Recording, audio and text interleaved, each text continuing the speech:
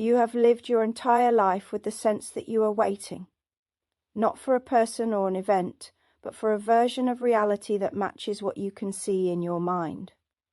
The world around you feels like a dress rehearsal, and everyone else seems content to stay in character, but you cannot stop sensing that there is something more, not someday, somewhere else, here, now, hidden beneath the surface of a world that insists this is all there is. Nietzsche called the one who transcends this trap the Overman, and if you are an INFJ, you have been walking toward that threshold your entire life without knowing its name. Welcome to Power and Myth. What Nietzsche described philosophically and what Jung maps psychologically are the same territory approached from different directions. Both understood that becoming fully human requires confronting the structures that keep us half alive. For the INFJ, this is not abstract philosophy. This is the daily experience of existing between worlds. You see through the performance. You feel the emptiness beneath modern life's promises. And somewhere inside you, something ancient is trying to surface. This video explores why Nietzsche's concept of the Overman speaks so directly to INFJ consciousness, and why the path he described has always been archetypal. Let me show you what happens when philosophy meets psychology meets myth, and why you have always known that ordinary life was never going to be enough. There is a specific kind of exhaustion that INFJs carry. You are at work, participating in meetings about metrics, objectives, and performance targets. The conversation is happening. You are contributing appropriately. And beneath all of it, a voice in your head is whispering, none of this matters, not in the way they think it does, not in the way that would justify spending a human life on it. This is not depression. This is not cynicism. This is something Nietzsche identified over a century ago when he declared that God is dead. He did not mean this literally. He meant that the external structures which once gave life automatic meaning, the systems that told people what to value and how to live, had lost their power. And in their absence, most people simply replaced one set of inherited values with another. They stopped going to church and started worshipping productivity. They stopped believing in divine purpose and started believing in career advancement. They traded one script for another without ever asking whether they wanted to be in a play at all. But the INFJ cannot do this. Your cognitive architecture will not allow it. You are wired to perceive the patterns beneath the surface, and once you have seen that the emperor has no clothes, you cannot unsee it. This is why so many INFJs report feeling like exiles in their own lives.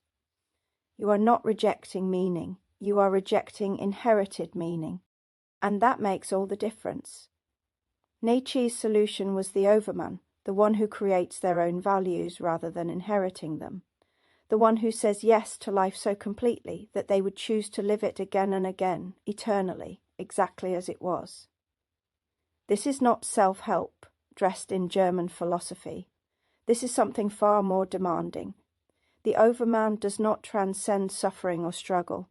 The Overman embraces it as necessary, chooses it, recognizes that the friction of existence is what makes transformation possible. And here is where Nietzsche and Jung meet. Jung called this process individuation. The lifelong work of becoming who you actually are rather than who you were taught to be, of integrating the shadow, confronting the archetypes, descending into the unconscious and returning with something real. For the INFJ, this is not optional. The seeker archetype lives inside you. The one who senses that ordinary life is exile from a home you have never seen but somehow remember. You are not seeking happiness, you are seeking meaning. And meaning cannot be given to you. It must be created.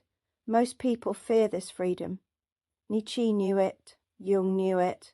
If there is no external authority telling you what matters, you must decide for yourself. And that is terrifying. It is far easier to follow the script, even if the script is killing you slowly. This is what Nietzsche meant by slave morality. The morality of those who have outsourced their power to systems and authorities. and collective agreements about what good people do. It is not that these systems are evil. It is that they are inherited, not chosen, and anything inherited without examination becomes a cage. The INFJ sees this clearly. You see it in the people around you who are living lives that look successful but feel hollow.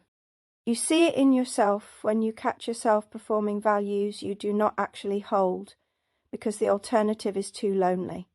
This is the trap, and breaking free requires something most people are not willing to do. It requires you to stand alone with your own conscience and decide what you will value, what you will serve, and what you will become.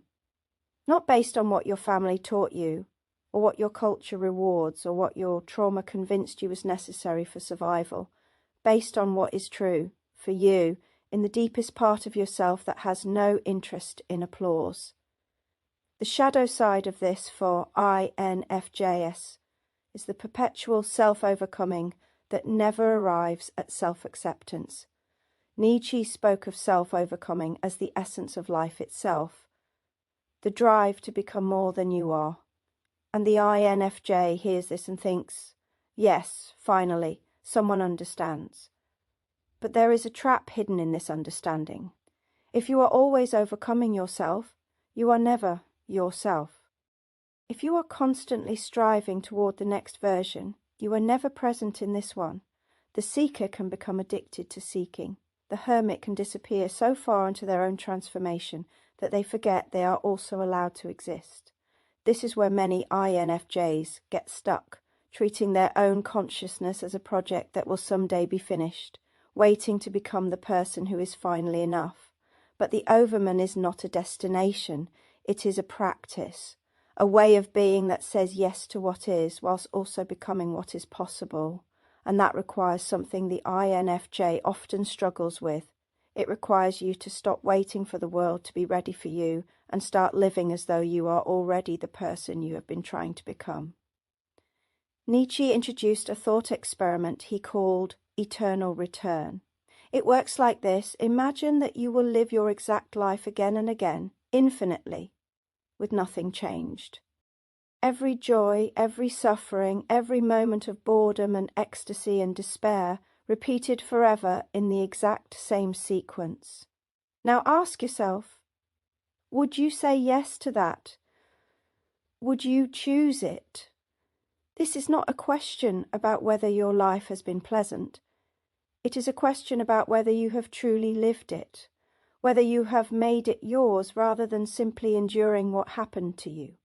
The Overman says yes, not because their life is perfect, but because they have stopped blaming their circumstances and have started creating meaning within them.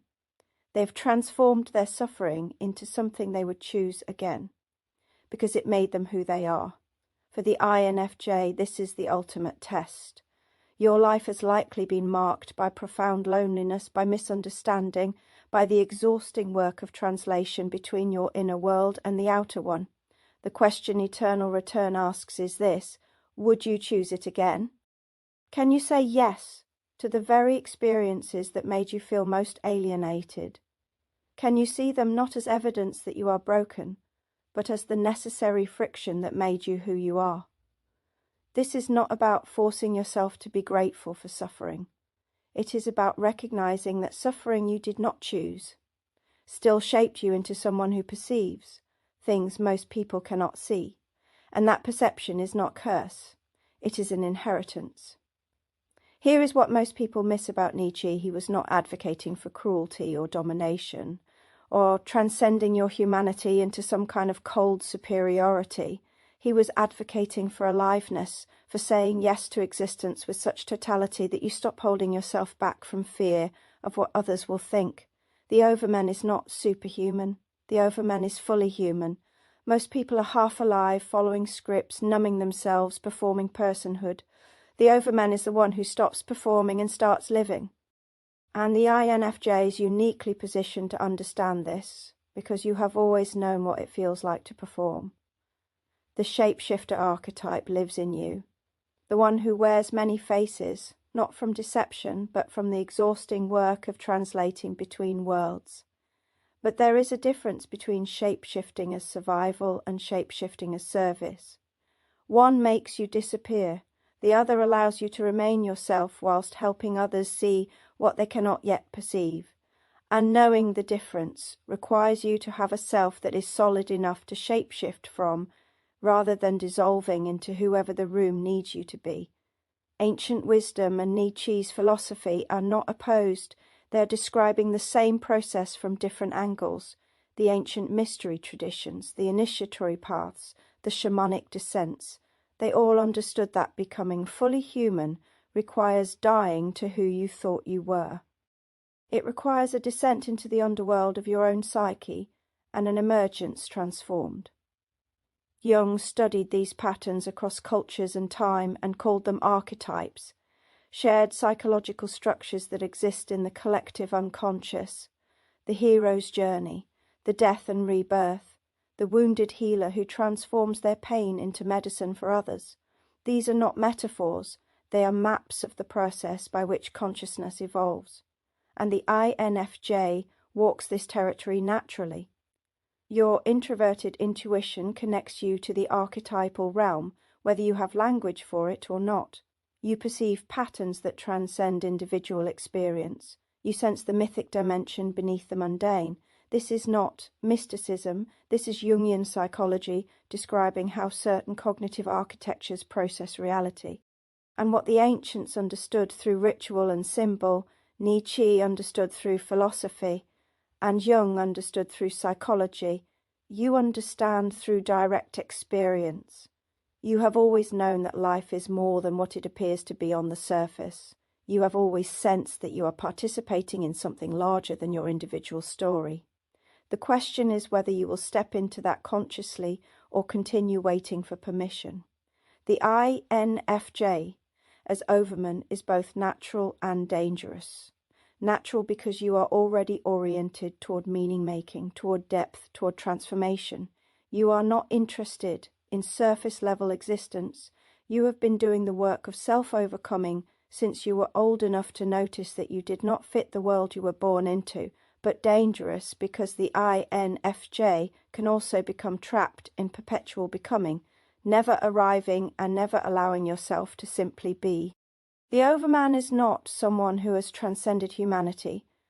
The Overman is someone who has become so fully themselves that they no longer need external validation to know they are real. For you, this means stopping the endless internal audit, stopping the voice that says you are not ready yet, not healed enough yet, not transformed enough yet, to deserve to take up space in the world. You are ready. You have always been ready. The world was not ready for you, and the Overman does not wait for the world to catch up. The Overman creates the world they want to live in by living as though it already exists. If this video names something you have felt but never heard spoken aloud, tell me in the comments which part landed hardest. Was it eternal return? The trap of perpetual self-overcoming? The recognition that you have been walking toward this threshold your entire life? And if you want to continue exploring this territory, the place where philosophy meets psychology meets myth, subscribe. You are part of something here at Power and Myth, a gathering of those who have always known they were living inside a story larger than the one they were told. Until next time, find your power, know your myth,